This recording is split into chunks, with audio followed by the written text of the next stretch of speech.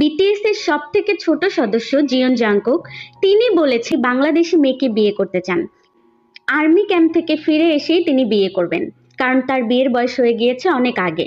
BTS এর অন্যান্য 6 সদস্য বিয়ে করুক না করুক তাতে তার কোনো কিছু যায় আসে না, তবে সে বিয়ে করবে এটা তিনি কনফার্ম করেছেন। জাংকুক লুকিয়ে লুকিয়ে বাংলাদেশে এসেছিল একবার ফুচকা খাওয়ার জন্য। তখন তিনি সেখানে এসে একটি মেয়েকে পছন্দ করেছিল।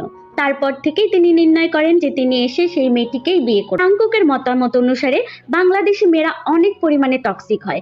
এরা জামাইয়ের জন্য মাইর খেতেও পারে, মাইর দিতেও পারে, আর এই জিনিসটাই জাংকুকের অনেক বেশি ভালো লাগে। জাংকুক বলেছে যদি তার পরিবার বাংলাদেশি বউকে মেনে না নেয় তাহলে সে বাংলাদেশেই থেকে যাবে।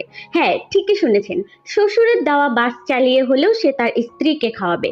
কিন্তু আমরা জাংকুকের কাছে জানতে চেয়েছিলাম যে আপনি যদি বাংলাদেশে থাকেন আপনাকে তো আর্মিরা ছিঁড়ে কুড়ে খাবে, তখন আপনি কি করবেন? জাংকুক বলেছিল আমি রাবনে বানাদি জোড়ির মতো